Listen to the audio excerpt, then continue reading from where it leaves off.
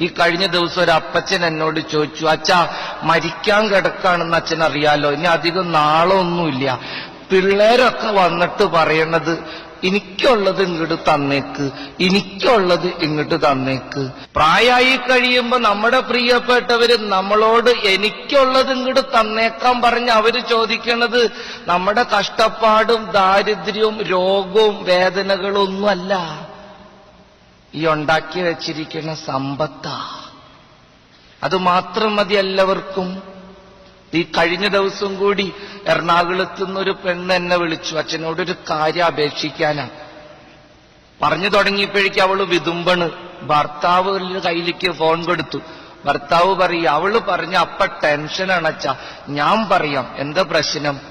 അപ്പനെ നോക്കാൻ ആരുമില്ല, എവിടെങ്കിലും കൊണ്ടുപോയി ആക്കണം, ഞങ്ങൾക്കാണെങ്കിൽ തിരിച്ചു പോവും വേണം. അച്ഛന് പരിചയമുള്ളൊരു സ്ഥലമുണ്ടോ? ഞാനിപ്പോ സത്യം പറയാലോ പ്രിയപ്പെട്ടവരെ, അത് കാരണം എവിടെ പ്രസംഗം പറയാൻ ചെല്ലുമ്പോഴും കാർന്നവന്മാരോട് പറയാണ്, ഉള്ള സ്വത്തില് കുറച്ചെടുത്ത് ഒരു തരി നല്ല ഭക്ഷണമൊക്കെ കഴിച്ച് മാന്യം മര്യാദയായിട്ട് ജീവിക്കും. ഇതെന്തിനിങ്ങനെ ഈ ഉപ്പും കല്ലും കടിച്ചുകൂട്ടി? ഈ ചാളയും അയിലയും ഉണക്കമീനും മാത്രമൊന്നുമല്ല മാർക്കറ്റിലുള്ളത്. തിരുത, തൂളി, ആഗോലി, കരിമീൻ, നെയ്മീൻ ആദിയായ മത്സ്യങ്ങളൊക്കെ ഉണ്ട് നമ്മുടെ മാർക്കറ്റിൽ.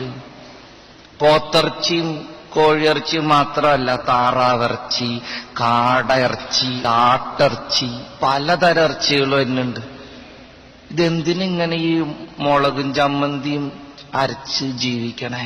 ശവം എടുക്കാൻ വരുമ്പം ഞങ്ങൾക്കൊരു സന്തോഷം ഉണ്ടാവില്ല, ഒന്നുമില്ലെങ്കിലും തിന്ന് ചത്തതാണ് കർത്താവെന്നെങ്കിലും പറയാല്ല. ഈ മക്കൾക്ക് വേണ്ടി കഷ്ടപ്പെട്ടിങ്ങനെ നടക്കുക ഓരോ ആത്മാക്കള്. അവസാനം സമാധാനത്തിൽ ചാവോ? അതാണ് സങ്കടം. പ്രസംഗം പറയുമ്പോ ഞങ്ങൾ പറയാൻ നിർബന്ധിതരാണ്. ഈ അപ്പൻ മക്കളെ കഷ്ടപ്പെട്ട് നോക്കിയിട്ടുണ്ട്. അതിപ്പോ നിങ്ങൾ ആത്മാർത്ഥമായിട്ട് ഭക്ഷണം കഴിച്ച് മരിച്ചാലും ഞങ്ങൾ പറയും. കുറച്ച് കൊളസ്ട്രോളും ഷുഗറും പ്രഷറും ഒക്കെ വന്നോട്ടെ, ഒരു കുഴപ്പമില്ല. ഈ കാലത്ത് മനുഷ്യന് ഇത്രയ്ക്കൊക്കെ ആയുസുള്ളൂ. മര്യാദയ്ക്ക് ഒരു തരി നല്ല കൂട്ടാനൊക്കെ കൂട്ടി ചോറുണ്ട്, വല്ലപ്പോഴൊക്കെ ഒരു സിനിമയ്ക്കൊക്കെ പോയി, വല്ലപ്പോഴും അടുത്തുള്ള സ്ഥലങ്ങളിലൊക്കെ ഒന്ന് തീർത്ഥാടനം നടത്തി, ഒരു ടാക്സിയൊക്കെ വിളിച്ചൊന്ന് വേളാങ്കണ്ണിക്ക് പോയിട്ട് വാങ്ങുന്നു. എന്തിനാ ഇങ്ങനെ ഈ ട്രെയിനിലും ലൈൻ ബസ്സിലും മാത്രമായിട്ട് അടങ്ങണേ? ഇഷ്ടം പോലെ കാശ് തമ്പുരാൻ തന്നിട്ടില്ല.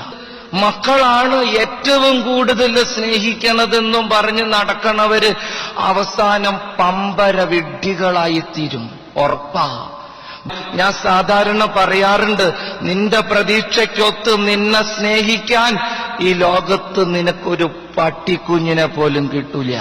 മക്കളെ സ്നേഹിക്കുമെന്നുള്ള ചിന്തയല്ല, നോക്കാൻ ആരെങ്കിലും ഉണ്ട് എന്നുള്ള ധൈര്യമല്ല.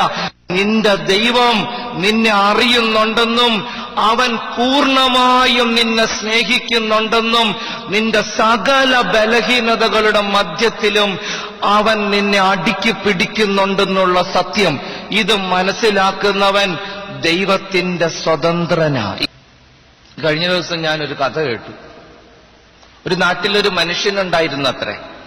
അയാള് നന്നായിട്ട് അമ്പെയ്യുന്ന പറയണേ. അയാളുടെ ധാരണ അയാളാണ് ലോകത്തിലെ ഏറ്റവും നന്നായിട്ട് അമ്പെയ്യണ ആളെന്നാണ്. ഈ മനുഷ്യൻ ഒരു ദിവസം അയാളുടെ പട്ടണത്തിന്റെ പരിസരത്തുള്ള ഗ്രാമങ്ങളൊക്കെ ഒന്ന് സഞ്ചരിക്കാൻ വേണ്ടി ഇറങ്ങിയത്രേ അയാളുടെ കുതിരപ്പുറത്ത്. അയാൾ ഇങ്ങനെ ഒരു കുഗ്രാമത്തിലൂടെ നടന്നു പോകുമ്പോ ആ ഗ്രാമത്തിന്റെ വഴിയറമ്പിലുള്ള എല്ലാ മരത്തുമ്മയും ഓരോ അമ്പ് എഴുതി വച്ചേക്കുക. എല്ലാ അമ്പുകളും ഇരിക്കുന്നത് വട്ടത്തിന്റെ കറക്റ്റ് നടുവിലാണ്. ഇയാൾക്ക് അത്ഭുതം തോന്നി.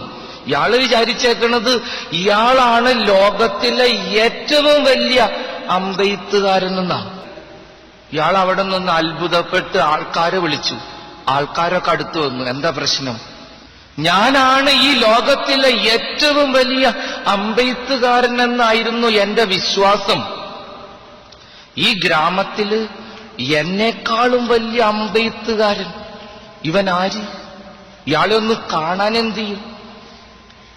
ഇയാളുടെ ചോദ്യം കേട്ടപ്പോ നാട്ടുകാര് ചിരിക്കാൻ തുടങ്ങി. ഭയങ്കര ചിരി. ഇയാൾ ചോദിച്ചു, നിങ്ങളെന്താ ചിരിക്കണേ?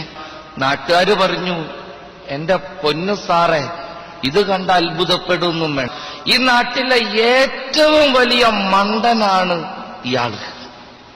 ഈ അമ്പ എഴുതിയേക്കണേ. അതെന്താ അങ്ങനെ പറയണേ? നാട്ടുകാര് പറഞ്ഞു, സാറേ, ഈ അമ്പയ്യണ ആളുണ്ടില്ല, ഇയാൾ ആദ്യം ചെയ്യണ പണി, ഇയാളൊരു മരത്തും അമ്പ ഇതങ്ങോട്ട് പിടിപ്പിക്കും, എന്നിട്ട് അവിടെ ചെന്ന് ചോക്കൊണ്ടൊരു വട്ടം വരയ്ക്കും. അതാണ് ഇയാളുടെ പണി. ഇയാള് കറക്റ്റ് ഉന്നം പിടിച്ചിട്ടൊന്നും ചെയ്യണതല്ലത്. എന്നിട്ട് കൈകൊട്ടി ചിരിക്കും. വഴിക്കോടെ പോണവർക്കുണ്ടോ ഇതറിയണ്? എല്ലാവരും ഇത് കണ്ട് അത്ഭുതപ്പെടുക. അയാള് ചോദിക്കണ ചോദ്യം, വട്ടം വരച്ചിട്ട് അമ്പ ചെയ്താലും അമ്പ ചെയ്തിട്ട് വട്ടം വരച്ചാലും ഇപ്പൊ എന്തപ്പത്ര പ്രശ്നം?